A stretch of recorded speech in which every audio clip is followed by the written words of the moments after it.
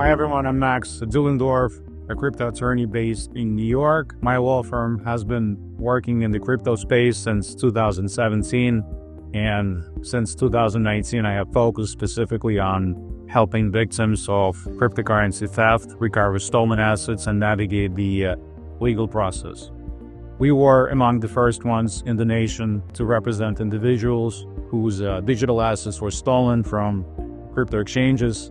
And over the years, we witnessed just how devastating these cyber attacks could be. If your crypto was stolen from a US-based exchange, you're not alone, and you are in the right place. On this channel, I'll guide you through the steps you need to take after a theft, based on years of experience and real-world casework. This is episode 1 of a series designed to help you to take immediate action, preserve critical evidence, and begin the recovery process. Let's start with the most important window, the first 24 hours after your crypto is stolen. What you do in this time frame can have a major impact on limiting further damage and improving your chance of recovering your assets. The very first thing that you need to do is secure all of your accounts. That means changing the passwords for your exchange account,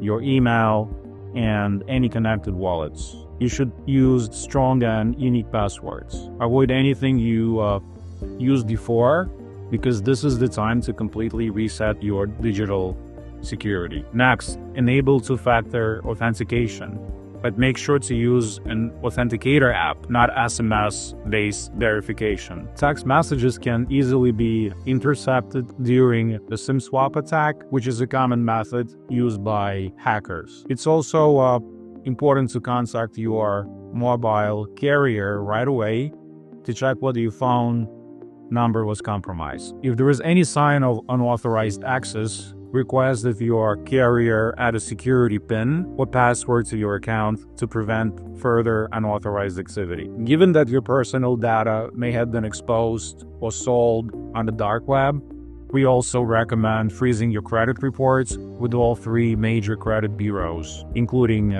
Equifax, Experian, and TransUnion. This helps protect you from identity theft and prevents new accounts from being opened in your name. If you still have access to your exchange account, log in immediately and review all recent activity. Look for unfamiliar logins, changes to account settings, or connected devices you don't recognize. Make sure to revoke access to anything suspicious. If your exchange allows you to log out from all active sessions, do it now.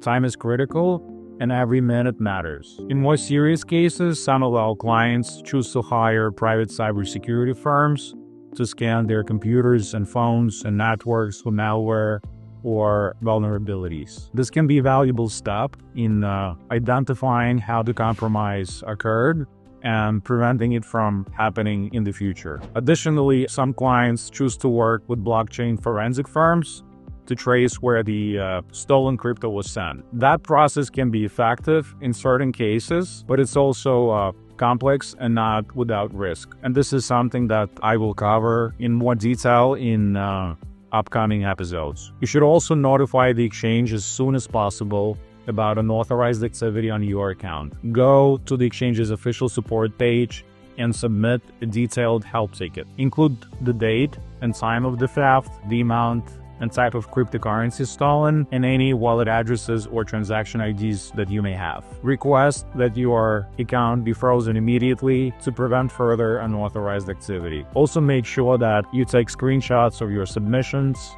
and save any confirmation emails you receive. You are creating a paper trail, and that documentation is essential if you plan to file a report with law enforcement agencies, hire a forensic team, or initiate arbitration process. Finally, you need to document everything. Take screenshots of all account activity related to the theft. Save all communications with the exchange, including emails, support tickets, and chat logs. Record any wallet addresses your funds were sent to. Then build a timeline of events when you notice the theft, what actions you took, and when you took them. Keep everything organized in a secure password-protected folder, either locally or in the cloud. This file will be critical if you pursue legal recovery later. These actions lay the foundation for everything that follows. Taking the right steps in these early hours can dramatically improve your ability to recover lost funds and